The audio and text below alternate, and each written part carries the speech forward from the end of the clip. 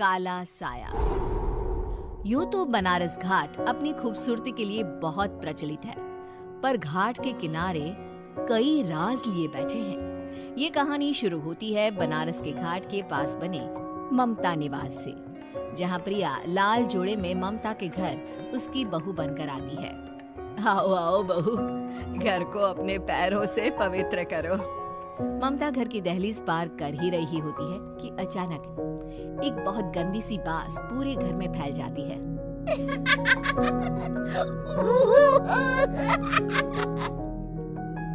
ये बदबू और ये आवाजें, ये कौन हंस रहा है माँ? अब ये पड़ोसी ना हमारे थोड़े अलग से है। कहाँ हम शाकाहारी और ये मांस मच्छी खाने वाले। छोड़, तू ध्यान मत दे और गृह प्रवेश कर। और हाँ बहू, अपनी सास की एक बात हमेशा याद रखना, इन पड़ोसियों से तो कभी बात नहीं करेगी। अच्छे लोग नहीं है ये। अपनी सास की ये बात मानेगी ना बेटा? हाँ माँ, जो आपकी मर्जी, मैं उनसे बात नहीं करूंगी। अगले दिन प्रिया अपनी पहली रसोई बनाने रसोई घर में जाती है। ये छोटी बात तो नाक में जा रही है। एक काम करती हूँ, खिड़की खोल देती हूँ। प्रिया खिड़की खोलने जाती है। इतने जाले, लगता है इस खिड़की को कभी खोला ही नहीं गया। पर ऐसा क्यों? ओह, नॉन वेज की स्मेल आती होगी ना। 2 मिनट के लिए खोल लेती हूँ, फिर बंद कर दूंगी। प्रिया खिड़की खोलती है। खिड़की खोलते ही उसकी नजर सामने वाले घर की खिड़की पर पड़ती है, जहाँ एक लड़की खड़ी होती है, हाथों में मेहंदी, लाल रंग की साड़ी, बिल्कुल सजी धजी, मानो प्रिया की तरह ही वो भी नई नवेली बहू हो। वो प्रिया को देखकर मुस्कुराती है। हे भगवान, माँ ने तो इनसे बात करने को मना किया था। प्रिया फौरन ही खिड़की बंद कर देती है और तवे पर चढ़े रोटी की ओर देखने लगती है, पर वहाँ रोटी न होकर मछली पड़ी होती है। ये क्या? पहली ही रसोई में इतनी बड़ी गलती। हे भगवान, अब मैं क्या करूं? प्रिया बहुत डर जाती है और फौरन रसोई की सफाई करने और फिर सभी के लिए खाना बनाने लग जाती है। जब वो सबको खाना परोसती है, सब तो ठीक है, मैं बेकार में चिंता कर रही थी। हे भगवान, ऐसे ही बस अपनी कृपा बनाए रखना। रात के वक्त जब सब सो रहे होते हैं, तब प्रिया को पायल की आवाज सुनाई देती है, जिससे उसकी आंख खुल जाती है। ये पायल की आवाज कहाँ से आ रही है? प्रिया उठकर उस आवाज के पीछे छत की सीढ़ियों तक जाती है। तभी उसे बच्चे के रोने की आवाज आती है। प्रिया छत पर जाती है तो क्या देखती है? वही लाल साड़ी वाली लड़की अपनी गोद में एक नवजात बच्चे को घुमा घुमा कर सुला रही है। तभी प्रिया की नजर उसके पेट पर पड़ती है। ओह गॉड, ये तो प्रेग्नेंट भी है। सुनिए, बच्चा सो नहीं रहा है क्या? मैं कुछ मदद करूं?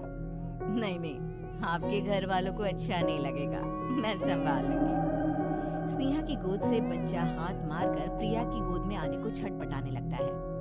दोनों घर अगल बगल में बने होने के कारण प्रिया उस बच्चे को गोद में ले लेती है।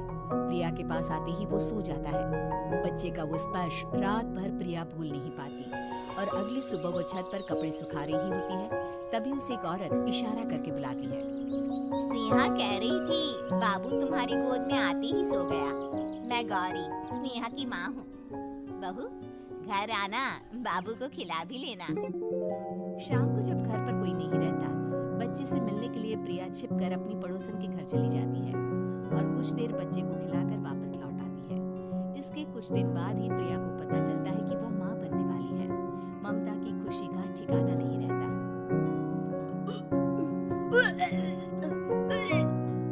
माँ जी, पता नहीं क्यों उल्टी आ रही है। प्रिया भागती हुई वॉशरूम में जाती है तो हरी और लाल रंग की उल्टी करती है।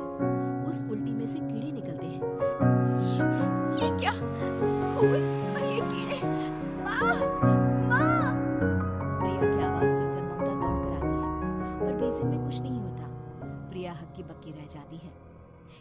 ये सब क्या हो रहा है? प्रिया घबरा जाती है और अपने कमरे में जाकर सो जाती है। डर के कारण वो इतनी थक जाती है कि उसकी आंख लग जाती है। तब उसे ऐसा लगता है उसके पेट पर मानो कोई बैठा हुआ हो।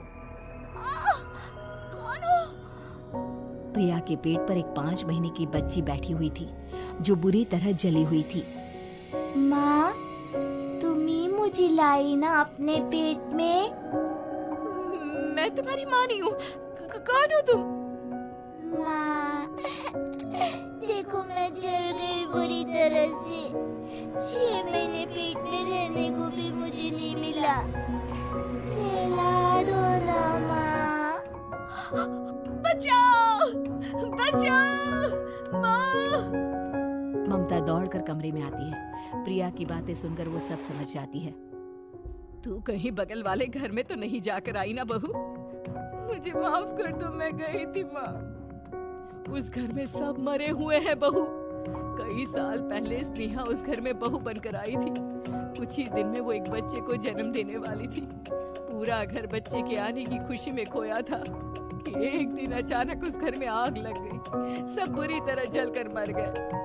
गौरी आज भी दादी बनने का इंतजार कर रही है और इसीलिए स्नेहा ने अपना अजन्मा बच्चा तुम्हारी कोख में डाल दिया।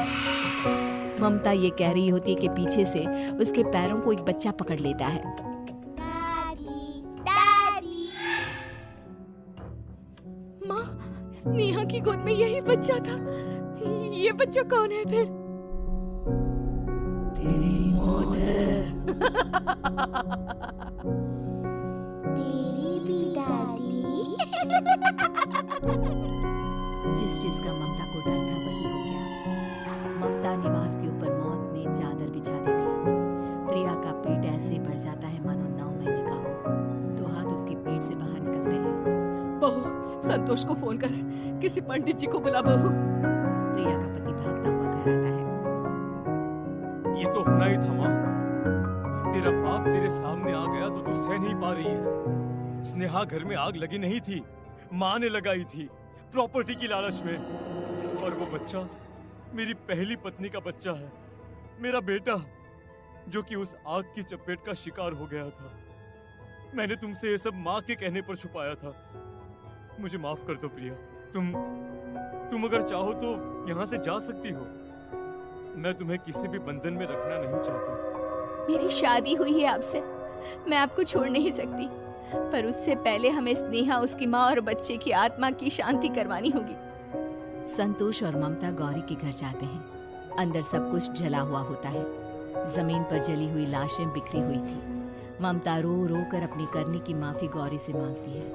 प्रिया स्नेहा के घर वालों का अंतिम संस्कार करवा देती है और ममता निवास फिर से आत्माओं के साए से मुक्त हो जाती है।